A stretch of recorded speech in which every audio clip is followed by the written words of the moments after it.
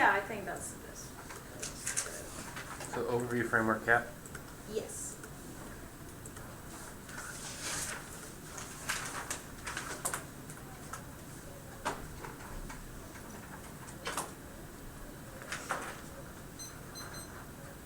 Everybody ready?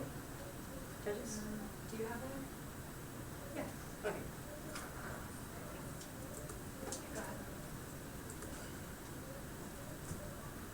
The minds of Latinas have been colonized by Western dichotomies. Every day we experience this. My mom tells me, don't become like those dirty white girls who have sex. You see, a good man will marry you if you're not a virgin. But mom, I don't really want to get married. Don't say that, she says. You have to. To my mother, the white woman is the symbol of sexual liberation. She insists on my modesty. The myths of La Malinche and the Virgin of Guadalupe have become the embodiment of the virgin whore dichotomy. Mestizas are forced to be one or the other, good or bad. We try to escape, we try to claim our sexual agency, but we find ourselves trapped between our race and our sex. The white literal feminist tells us our culture is patriarchal and that to be liberated we need to escape it. That's Sneros 96. Our fellow mestizos call us malinchistas, race traitors if we adopt the white woman's ways. They forget that these were our ancestors' ways. Female sexuality was a source of power, not of shame. Before the white men, that's our first ladder of evidence. But through mestiza epistemology, we are able to reconcile our race and our sex. Breaking down the binary gives us the power to reclaim our vulvas. That's our third line of evidence. Our second space is able to reconcile our parts of our identities through this epistemology. And this is how we survive. This is how we resist. That's our Vargas 12 evidence. This is the only way that we can eliminate the self-repression that colony explains force us to either purge parts of our identity or perpetually despise them. This puts us in a petition of lifelong antagonism to ourselves and those around us. This is a precondition for violence which creates all other impacts. And onto framework. We made the interpretation, we are an analysis of prostitution. And counter-interpretation, we should have a discussion of the topic, not a topical discussion. The resolution cannot be abandoned, but should serve as an invitation to dialogue that can preserve the balance between the clash of civilizations doctrine and within the debate. This is Galloway 07. In Nazism, is a clash between an argumentative style heavily centered on evidence and speed against others that seek to criticize the form and style of debate. The identifying elements of these stages is the abandonment of the role playing that the constructive fiat enable our purchase of theoretical debaters can be best flourishing ground in topical advocacy in terms of the resolution. This encourages the pedagogical benefits of the discussion and representation preserving the educational advantage of switch out the best policy debate, reading debate as a dialogue, taking the resolution as an invitation to a dialogue about a particular set of ideas will present the affirmative team obligation to uphold the debate resolution. At the same time, this approach allows the debaters who argue both discursive and performative advantages and versus our offense neutrality. Extend the 11 and Cisneros 96 evidence from the one to see the negative impulses form of neutrality where we are able to divorce ourselves from the education we choose to uphold. Similarly to allowing men to fornicate like rabbits, while women are told to keep their legs crossed unless they're making a baby. This leads to a type of politics that fails to acknowledge the psychological and sexual violence it creates through the exclusion of the Chicana and ethics. The negative 60 we race forms of knowledge outside of standard Western epistemology through a form of transparency and education that consumes non-Western, non-male voices for the purpose of aiding colonialist efforts by treating us as thought it was a betrayal directly parallel to the Spanish Christian effort to erase indigenous celebration of female sexuality, thus making balance inevitable. That is the delineation between acceptable and non-acceptable discourse is an arbitrary distinction that embraces the dualistic thought that the app criticizes. And this means there's no topical version of the app because we must appropriate these spaces to the collective domination that has caused gender and racialized other of the individuals. We must betray the patriarchal heteronormative values laid before us within this debate space. That's in yellow and colony. And limits. Their limitation on a specific discourse on prostitution ignores complications of white supremacy and continuous racism in meaningless educational practice. This is Hilburn 05.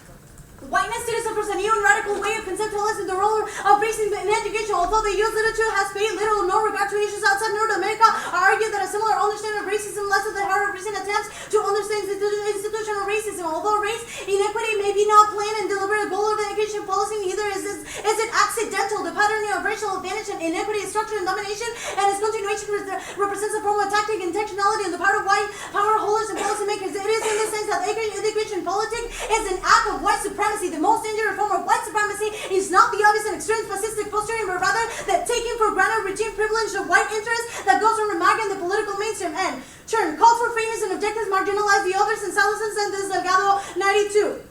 We have clearly built power's views of the appropriate standard of conduct into the very term pair. Thus, the strong party is able to have his way and see himself as principle at the same time. The objective approach is not inherently better or more fair. Rather, it is accepted because it embodies the sense of the strong party whose centuries ago found himself in a position to dictate what permission meant, allowing ourselves to be drawn into reflection. Predictable arguments about fairness points us away from what really counts in the way in which stronger parties parties have managed to inscribe their views and interests into external culture so that we are not more in the way of judging action. In suicide debate, this is another example in a Charlatan debate that was explained above, and this argument turns itself. It means that you should be prepared to take the opposite position to our affirmative. This also makes our argument predictable. You will be prepared to answer it on the app. You should also be able to prepare it on the neck. And suicide debate isn't even true anymore because things like topical counterpoints, critiques, or the app means that debate is no longer a strict dialectic. Also, a lot of advantages can be read as distance to the negative argument, making it impossible to discern what is and it is not Afghan. And pre-round prep solves topic education, and we control the best internal link to policy education. Policy relevance serves as a stopgap that reduces all inquiry to problem solving to produce a more benign imperialism. We should embrace the unique space of the academy to produce truly radical perspective. This is John 09.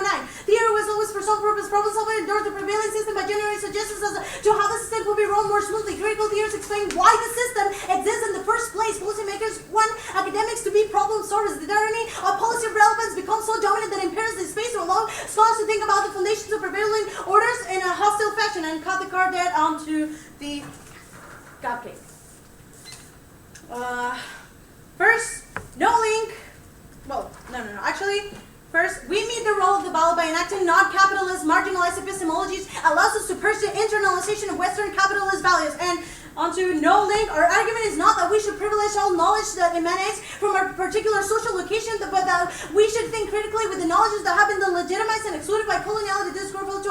Not every subalternate thinker is a critical thinker. We cannot use social location. Epistemic location is crucial. Critical thinkers from other traditions have to be taken seriously, not due to a multiculturalism or identity politics, but because of their contributions to understanding power and knowledge. To ignore them is a loss to the struggles for a more humane future. Cut the card there. And the app works through tactical resistance in order to avoid co-option. Okay, this is a permutation. Do the app and the alt, and then the alt. The app works through tactical resistance in order to avoid co-option. Not only the app can enact true change because it must start from the bottom up, those marginalized up. This is Richmond 12. The infrapolitics of peace building indicate the development of critical agency of the discursive nation whereby individuals and communities mobilize in fragmented ways. Infrapolitics are tactical resistance, aiming at changing the nature of external intervention, preserving and engaging with everyday life, cultural needs, or maintaining spaces away from the liberal gaze. Infrapolitics complain against the liberal space. Peace is a treatment for difference which is only acceptable when it operates within the liberal framework and only becomes apparent as it moves into this context. This concept of